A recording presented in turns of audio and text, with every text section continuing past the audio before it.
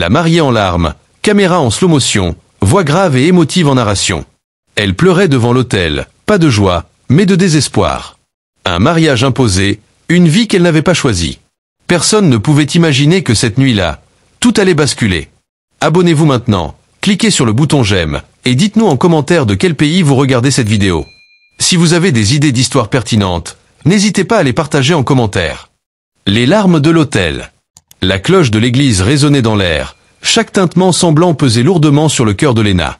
La grande salle, décorée de roses blanches et de bougies parfumées, brillait comme un conte de fées. Les invités, vêtus de leurs plus beaux habits, murmuraient d'admiration en la voyant apparaître. Pour eux, c'était une scène de rêve, une jeune mariée, splendide dans sa robe ivoire, avançant lentement vers l'autel. Mais derrière ce décor enchanteur, une vérité glaçante se cachait. Chaque pas que faisait Léna résonnait dans son esprit comme un coup de marteau. Elle ne marchait pas vers l'amour, mais vers une prison. Ses mains tremblaient en serrant son bouquet. Son voile, léger comme une plume, ne suffisait pas à cacher les larmes qui coulaient déjà sur ses joues. Elle n'avait pas choisi cet homme. Elle n'avait pas choisi ce mariage. Son cœur criait à l'injustice, mais sa voix restait enfermée dans un silence écrasant. Les invités, eux, ne voyaient rien. Certains pensaient que ces larmes étaient celles d'une émotion sincère, le signe d'une mariée touchée par la grandeur du moment. D'autres chuchotaient avec tendresse. Quelle beauté fragile, elle est bouleversée par tant de bonheur. Mais la vérité, personne ne la connaissait. Léna avançait vers un vieil homme qu'elle n'aimait pas, un homme choisi par sa famille pour sa richesse et son influence. Elle n'était pas en train de célébrer l'amour, elle signait un pacte contre son propre destin. Et quand l'officiant prononça les mots « Veux-tu l'épouser ?» le temps sembla s'arrêter. Le silence tomba dans la salle. Les yeux de tous les invités se posèrent sur elle. Son cœur battait à tout rompre, ses lèvres tremblaient, mais d'une voix presque brisée, elle murmura ce oui qui résonna comme une condamnation. À cet instant, un frisson parcourut son corps. Elle savait qu'elle venait de franchir une porte qui ne se refermerait plus jamais. Le poids du silence.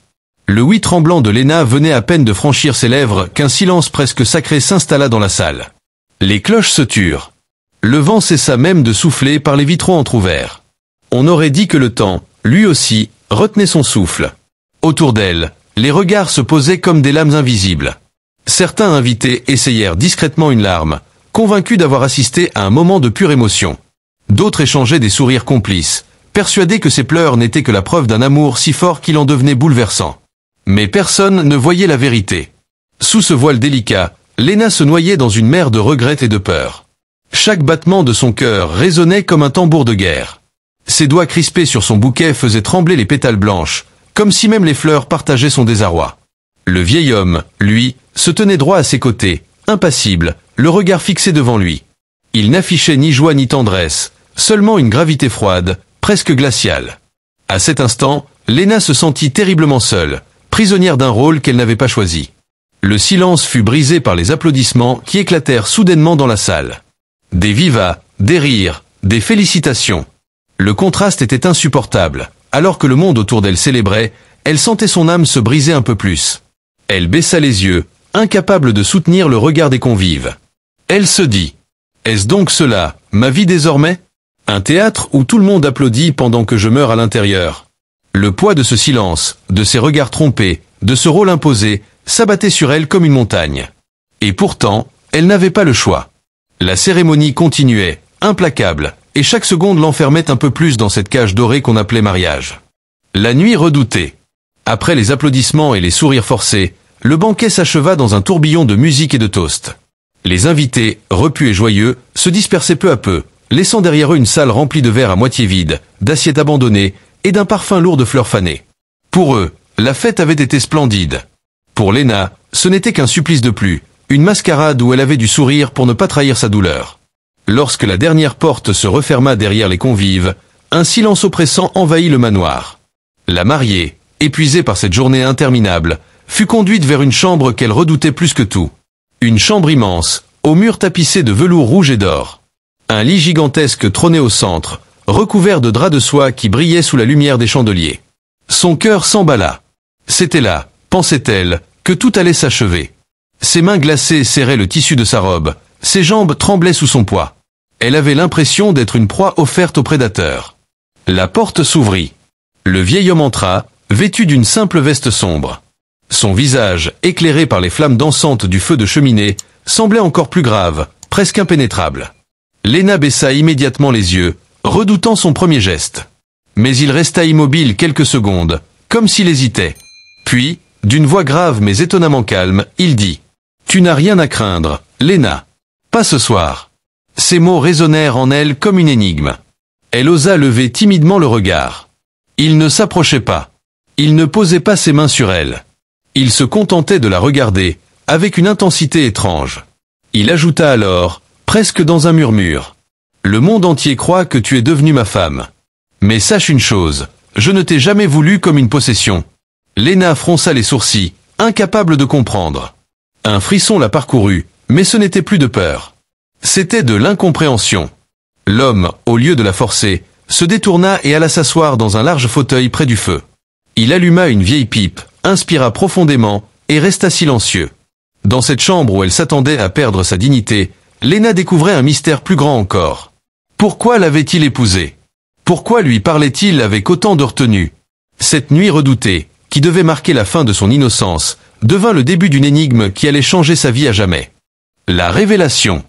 La chambre baignait dans une lumière vacillante, animée par les flammes qui crépitaient dans l'âtre. Le silence, lourd comme une chape de plomb, enveloppait Léna et le vieil homme. Assise au bord du lit, les mains tremblantes posées sur sa robe froissée, elle n'osait toujours pas respirer pleinement. Son esprit était traversé par des milliers de questions, mais ses lèvres restaient closes. L'homme, installé dans son fauteuil près du feu, tenait sa pipe sans l'allumer. Son regard, fixe et profond, semblait sonder l'âme de Léna sans prononcer un mot. Ce silence, qui au départ paraissait menaçant, prit peu à peu une autre couleur. Il ressemblait à une attente, à une confession sur le point d'éclater. Enfin, il brisa ce mutisme. Sa voix grave, posée, résonna comme une révélation. « Tu crois que tu as été sacrifiée, Léna, mais sache que tu es la dernière chance de mon histoire. » Ces mots frappèrent Léna de plein fouet. Elle leva les yeux vers lui, le cœur battant, cherchant à comprendre. Il reprit, avec une lenteur qui donnait à chacune de ses phrases le poids d'un secret longtemps enfoui. « J'ai vu s'effondrer des empires, j'ai perdu des héritiers, j'ai enterré ceux que j'aimais. On m'a laissé seul, avec des terres, des richesses et des souvenirs. On m'a dit que tout cela mourrait avec moi. Mais je refuse. » Il s'interrompit, inspira profondément, puis planta son regard dans celui de Léna. « Tu n'es pas une épouse choisie pour me servir. Tu es une héritière, choisie pour porter plus loin ce que j'ai bâti, et pour écrire ce que je n'ai pas pu terminer. » Léna sentit un vertige la gagner. Tout ce qu'elle croyait, toutes ses certitudes, s'écroulaient. Cet homme qu'elle avait peint dans son esprit comme un bourreau se révélait porteur d'un fardeau immense. Il ne cherchait pas une femme, il cherchait une continuité, une flamme à transmettre. Ses larmes, jusque-là amères, changèrent de goût. Elle n'était plus seulement celle d'une prisonnière, mais celle d'une jeune femme qui pressentait, pour la première fois, que ce mariage cachait quelque chose de plus grand qu'elle. L'héritage caché. Les mots du vieil homme résonnaient encore dans l'esprit de Léna. Elle restait immobile, figée entre l'incrédulité et la peur. Héritière? Ce mot tournait en boucle dans sa tête, comme une énigme qu'elle n'arrivait pas à résoudre.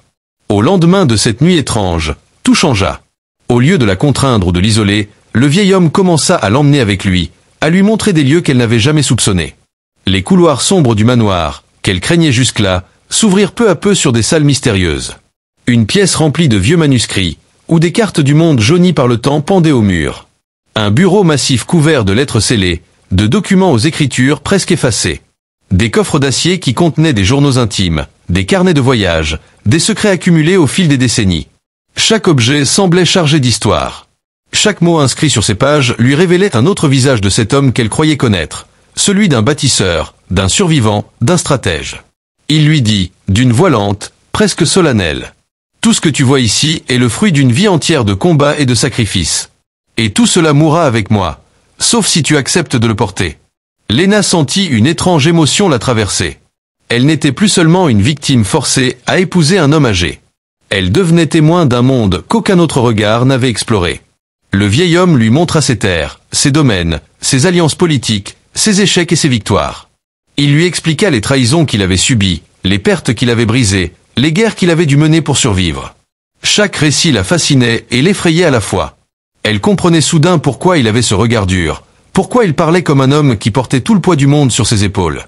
Léna, malgré elle, commença à ressentir quelque chose d'inattendu, non pas de l'amour, mais une forme de respect. Et au fond de son cœur, une petite voix murmurait. Peut-être que ce mariage n'est pas la fin, mais le début d'une mission. La transformation de Léna. Les jours devinrent des semaines. Chaque matin, Léna entrait dans ce vaste bureau tapissé de livres, et chaque soir, elle en ressortait un peu différente. Les pages jaunies qu'elle déchiffrait n'étaient pas de simples récits, mais des fragments de vie, des confidences d'un homme qui avait combattu pour tout ce qu'il possédait.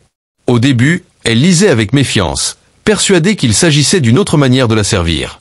Mais plus elle tournait les pages, plus son regard changeait. Ces mots parlaient de batailles perdues, de rêves brisés, d'alliances trahies. Ils parlaient aussi d'une volonté inflexible, d'une résilience qui avait transformé les défaites en nouvelles chances. L'homme, autrefois si froid, devenait son guide. Il ne lui ordonnait rien. Il lui expliquait, il lui racontait, il lui transmettait. Il lui montrait des cartes, des schémas, des lettres qu'il avait envoyées aux plus grands, des décisions qui avaient façonné des destins. Et chaque fois, il lui posait la même question, d'une voix grave. « Toi, Léna, qu'aurais-tu fait à ma place ?» Au début, elle restait muette. Puis, peu à peu, elle osa répondre. Ses réponses étaient maladroites, hésitantes, mais il les écoutait toujours avec sérieux, comme si elles avaient un poids. Léna découvrit alors une chose qu'elle n'avait jamais ressentie auparavant. Sa voix comptait. Elle, la jeune femme qu'on avait contrainte, trouvait soudain une place, une écoute, une importance. Chaque jour, elle grandissait. Son regard, autrefois noyé de larmes, s'affirmait. Sa démarche se faisait plus assurée.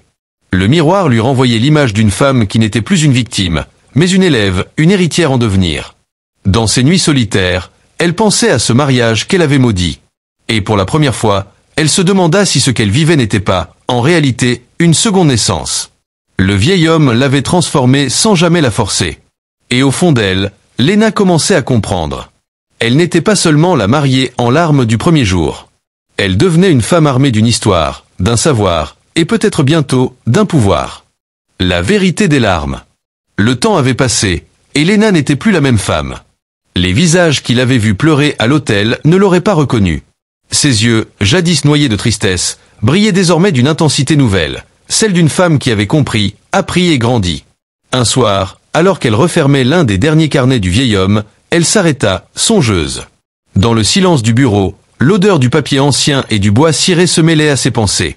Elle repensa au chemin parcouru, la mariée enchaînée qu'elle avait été, l'élève qu'elle était devenue, et la femme forte qu'elle était en train de devenir. Le vieil homme, assis face à elle, l'observait en silence. Il avait vieilli encore davantage. Ses traits étaient plus marqués, ses gestes plus lents. Mais dans son regard, il y avait une fierté qu'elle n'avait jamais vue auparavant. Il dit doucement. « Tu n'es plus celle qui a dit oui en pleurant. Tu es celle qui dit oui à sa propre destinée. » Ces mots frappèrent Léna comme une révélation finale. Elle comprit que ces larmes du passé n'étaient pas seulement le symbole d'un désespoir, mais aussi la graine d'une transformation. Sans elle, elle n'aurait jamais connu cette force qu'elle portait aujourd'hui. Un jour, alors qu'elle partageait son histoire, elle prononça une phrase qui resta gravée dans la mémoire de ceux qui l'écoutaient. « Mes larmes n'étaient pas ma faiblesse, elles étaient le prix de ma renaissance. » Ce mariage, qu'elle avait vu comme une malédiction, était devenu le point de départ d'une vie qu'elle n'aurait jamais imaginée. Et dans ce regard, entre elle et le vieil homme, il n'y avait plus de peur, ni de contrainte. Il y avait une transmission, une continuité, une vérité plus forte que le temps. Ainsi, l'histoire de Léna ne s'acheva pas dans la douleur, mais dans la lumière. Ces larmes de désespoir s'étaient changées en larmes de vérité. Les larmes qui deviennent lumière. L'histoire de Léna n'était pas celle que les invités avaient vue le jour du mariage. Pour eux, elle resterait la jeune mariée en pleurs, contrainte d'épouser un vieil homme au destin scellé. Mais ce que personne ne savait, c'est que derrière ces larmes se cachait une renaissance. Les pleurs de l'autel étaient ceux d'une jeune fille arrachée à ses rêves. Mais au fil des jours, ils s'étaient transformés en une force invisible, une énergie nouvelle. Léna avait découvert un monde qu'elle n'aurait jamais osé imaginer, un héritage de lutte, de mémoire et de savoir. Et dans ce monde, elle avait trouvé une place. Elle n'était plus seulement la mariée qu'on avait forcée. Elle était devenue une héritière, une élève, une femme forgée par le feu de l'expérience d'un autre. Chaque cicatrice de son passé, chaque larme versée, avait gravé en elle une vérité plus forte que la douleur. Le vieil homme, quant à lui, n'avait pas cherché à la briser. Il avait voulu transmettre, offrir ce qu'il ne pouvait emporter avec lui. Et dans ce pacte silencieux entre eux, quelque chose de plus grand était né, une continuité, une flamme qui ne s'éteindrait pas. Un soir, bien plus tard, Léna confia ces mots à ceux qui l'écoutaient. J'ai cru que mes larmes signaient la fin de ma liberté. Mais en réalité, elles m'ont donné naissance à une force que je ne soupçonnais pas. Les larmes ne sont pas toujours une faiblesse. Parfois, elles sont le premier langage de la lumière. Ainsi, ce qui avait commencé dans la douleur et la contrainte s'achevait dans la vérité et la transformation. Car certaines histoires ne sont pas des prisons, elles sont des métamorphoses. Abonnez-vous maintenant, cliquez sur le bouton j'aime, et dites-nous en commentaire de quelle ville vous regardez cette vidéo. Ça nous aide énormément à faire connaître ces récits puissants, et peut-être à en changer d'autres. Merci d'être là. Merci de faire partie de celles et ceux qui écoutent l'humain derrière l'invisible.